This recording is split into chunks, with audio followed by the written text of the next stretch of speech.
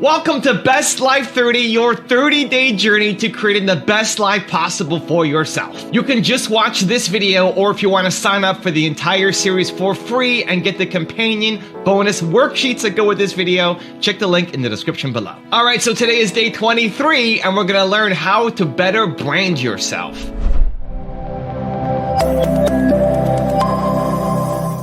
You have to advertise.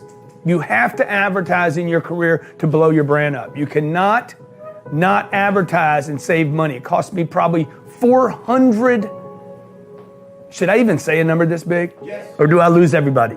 No, say it. $400 million we have estimated is what it cost me because I didn't advertise for the first 20 years of my career. But before you spend $1 in advertising, and even if it was wasted, it'd be a great dollar to spend. Even if you don't get a return, you should do it. But before you do that, what you need to do is spend a lot of time, energy, and resources on branding.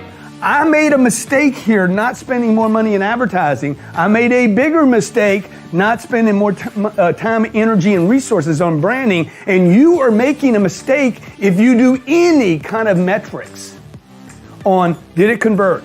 Did it pay off? Branding will not pay off. Zero. You will get a zero return if you don't brand. Okay, you will get a zero return for branding in the beginning. You will never get a return on advertising if you don't brand. Branding is a must. It is senior to advertising. A big part of what makes a company successful is whether or not they have a brand, B-R-A-N-D, almost misspelled it. Okay. And brand, people think, well, it's the communication, you know? But a brand is more than that. The reason Rich Dad is so valuable right now is because it is an internationally known brand the same way as Trump is known as a brand. And the real question on a brand is not just communication. See, a brand makes it easier to sell. When somebody says Rich Dad, they go, oh, I think I heard of that, or I know what the guy stands for and all this. So what a brand really is the entire BI triangle. If you're going to create a brand, especially in a world that's overcrowded with advertising, communication, the webs, iPods, print, blogs, I mean, there's so much competition now for a person's time, it really is more important that you become a brand. So there's a shortcut communication. Like if I say the word Ferrari, you know, you get a picture of something in your mind. It's a whole body effect. But if I said Hyundai or Kia, you know, car, they're probably just as good a car, but you get a whole different emotional effect just by the brand name. So I'm not saying Hyundais are better or worse than a Ferrari, but I'll pay more for a Ferrari than I will for a Hyundai. I don't own a Hyundai, by the way. I own a Ferrari. What does it mean? It's a shortcut communication. Like if I say the word Apple, you know, some people think of computers and some people think of red apple. But for the guys like me I'm an Apple fanatic, you know, the brand means a lot to me. I love Steve Jobs. He's one of the best entrepreneurs in the world right now. And if I say the word Marine Corps is a brand. It communicates everything, the mission, the team, the leadership, the style, the message. You know, the Marines have a saying, we're only looking for a few good men and women. That means we just don't want to be like the Army. We have to position ourselves away from the Army, the Air Force, and the Coast Guard, and the Navy. So brands are so vitally important as a communication tool, especially in today's over-communicated to world. There are more people competing for your customer's mind, their time. You know, how many blogs can you read? How many magazines can you read? How many television sets can you read? How many games can you play and all this? So today, if you're going to be an entrepreneur, it becomes more and more important that you become a brand. When you're driving down the highway and you see a Coca-Cola billboard, and then you see a big giant bus in the city with a Coca-Cola advertisement on it, do you think Coca-Cola knows where the sales are coming from? Are they able to track the sales from the billboards or the sales from the bus or the sales from the movie theater? Obviously not, right? They do branding as advertising, and they have a ton of money, and so they are just shooting their brand out everywhere, and they are everywhere all the time, right? Omnipresence. Now, when I first started out with Fit Body Bootcamp, and I wanted to make this a global brand, I didn't think about how I can brand myself.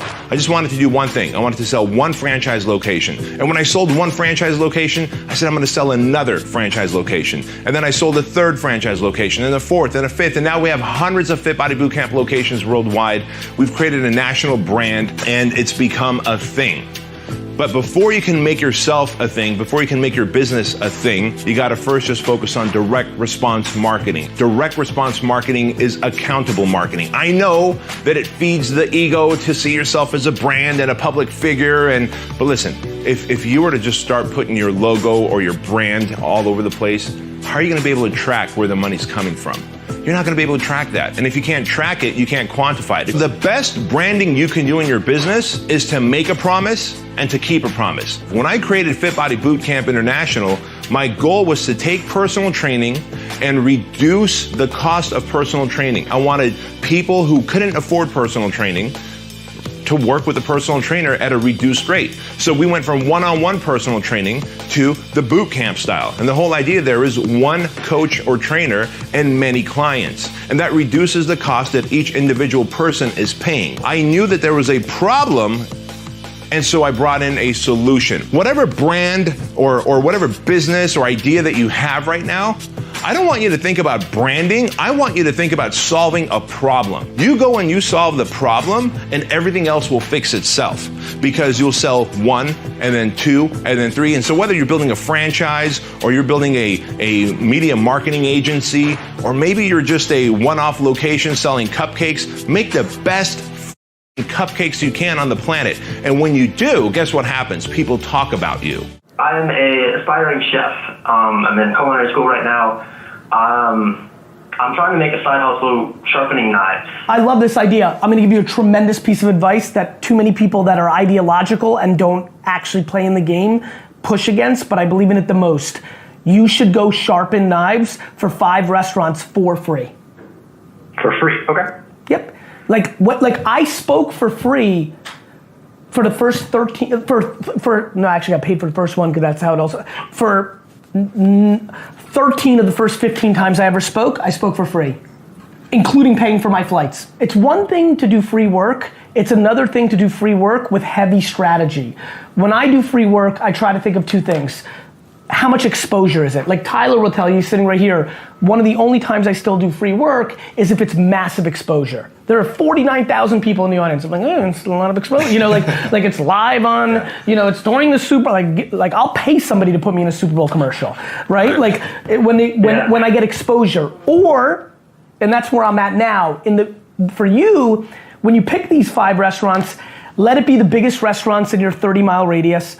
Let it be the kindest. Let it be somebody who has the biggest Instagram following, and maybe like, whether, you know, you never want to give with expectation, but it's okay to ask. You're like, hey, I'd love to sharpen your knives for free.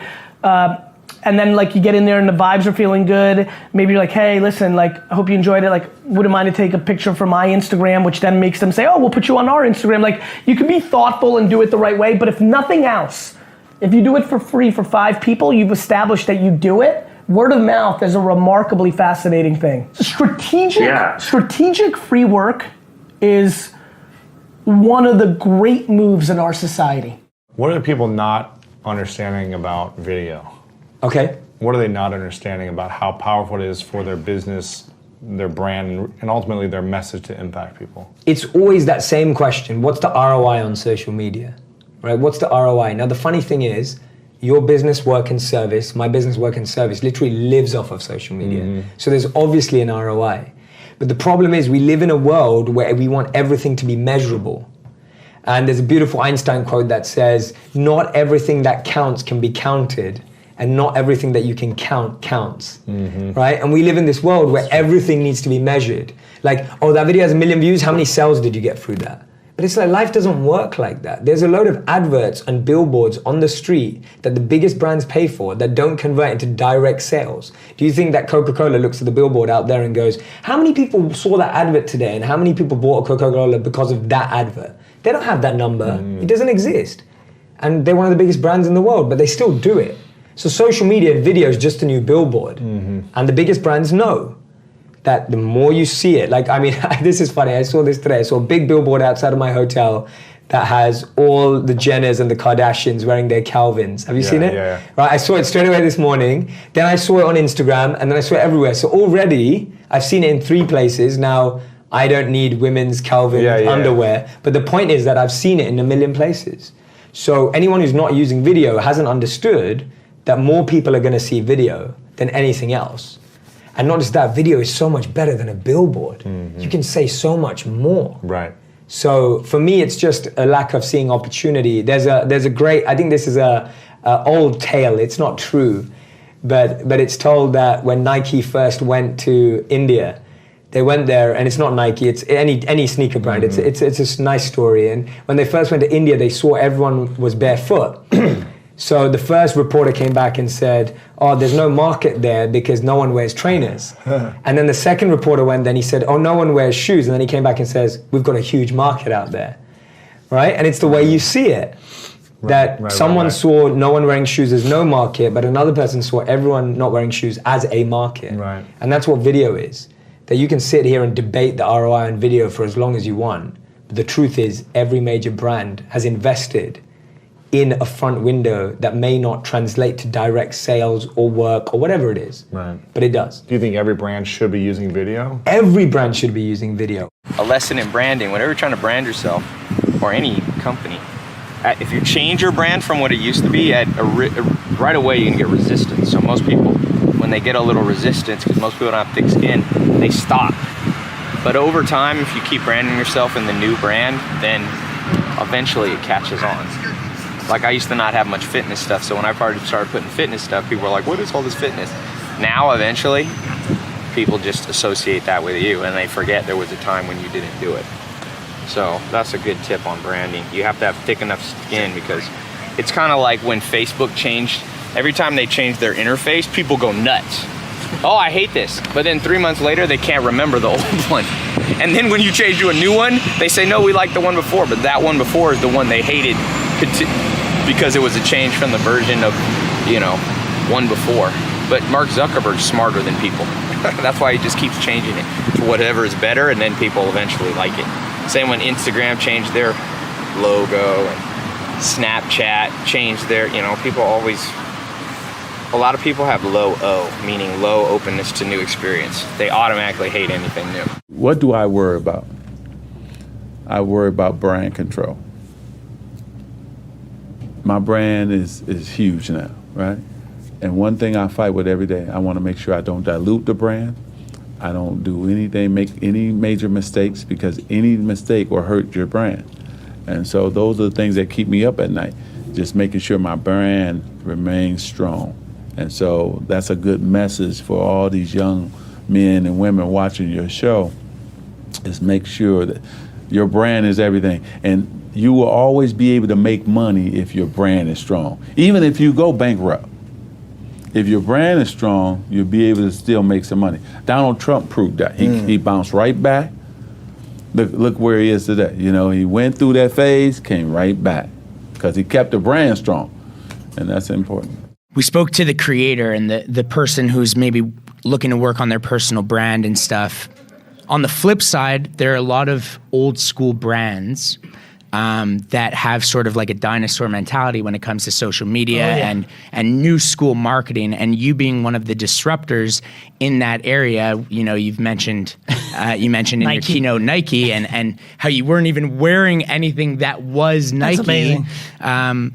What sort of message do you have to the guys at the top, let's say, that are scared to evolve and they're hesitating because they're used to what works for them? I mean, look, I think Nike has one of the strongest brands in the world because they're willing to take chances on a video like that. And the reason why someone like myself works well with a company like Nike is because it's about an ethos as much as it's about a product.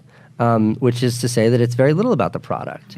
I think Apple computers, their commercials are never about their products or their products' features. So they're about an idea. And my philosophy on branding and marketing as a whole is if you sell the idea, people will invariably buy the product. All the marketing that I do is always about ideas. It's never about products. One of the things I've learned over the years is that people may have tremendous potential, but because of the way they are perceived by others, the way other people look at and value, think, and talk about them, they never get a chance to use that potential. So I began to study what it is about branding and image that sets you up to be successful and far faster than most other people. Let me define a brand first. A brand is basically a promise. When you have a brand, it's a promise that you make and are known for keeping to the person who you are asking or trying to influence. Human beings decide emotionally and justify logically. If you have a good personal brand, people are willing to pay you more for your product or service and argue less. A brand always begins with your values. What do you stand for? Quality, excellence, responsiveness, teamwork, innovation, leadership. Then, when you're clear about these, you build a tremendous personal brand by starting with the principle of integrity. There's no better reputation you can have other than for people to say that when they do business with you, you always fulfill your promises. The answer for success is to do what you've been hired to do and do it now. This expands into every area of your interactions with others. Here's the rule: everything counts. Everything that you do either creates and builds your brand or weakens and destroys your brand. Everything counts. Hublot came out with a product in 1980, a product that was based on an innovation to introduce rubber as a strap. It seems very common today, but rubber in 1980 was a real courageous move. It was even the provocation. People said, hey, on a gold watch, rubber? Because people didn't know rubber comes from a tree, rubber is natural, rubber is very comfortable, it's very flexible, and rubber is very resistant. And it's waterproof, so finally it's ideal for a watch. But in those days, people thought it's a provocation. And then Hublot could not evolve. They stayed on a product. And I said, we are not a product. We have a message first. We have a concept. And the concept is fusion. Why? Because in 1980, when we put gold together with rubber, we created a fusion, because gold and rubber never come together. They were together only one time in life during the Big Bang. Then everything was in one. And then rubber went away and said, okay, I go now on my tree. And gold said, okay, I go and rest in South Africa under the earth. And since then, they never met, till people take them and connect them. So I said, Hublot made a fusion. And fusion must be our message, must be our philosophy, must be our religion. And once we have this religion clear, and it is named fusion, then we can develop further products that not necessarily need rubber anymore, because fusion goes further away than just rubber. It can be carbon, it can be ceramic, whatever. So I was capable to free Hublot from the product and give Hublot a message. And from that message, new products were born. And that was the most important element in the revival of the brand. It's to take it away from a product concept and to give it a brand message. And from the brand message were then later born, in 2005, new products. They gave us this, all this information on you about Fluffy, and I thought this was a joke. So I tested it to see if it was a joke. It said if you Google Fluffy, it's you, and then it's a bunch of bunnies. And I Googled it, and that's exactly what happens. How do you do that? You come up first, and then 3 or 4 down is a bunny. I've been branding the Fluffy name for over 15 years. Yeah. I caught on early that, there was something there.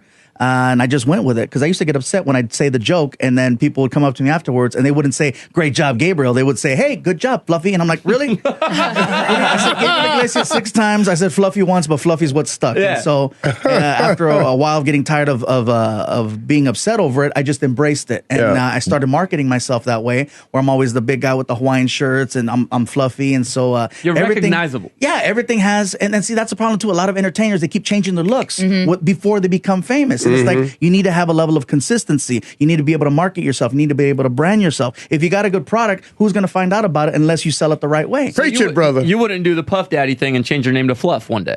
You know what? I could do it. I could do it now just because now people know who Fluffy is. Right. But back then, no. I mean, you got to get yourself to a point where everyone knows who you are, and then you can pull that move. What is it that you see for yourself? What are your goals long term as a business?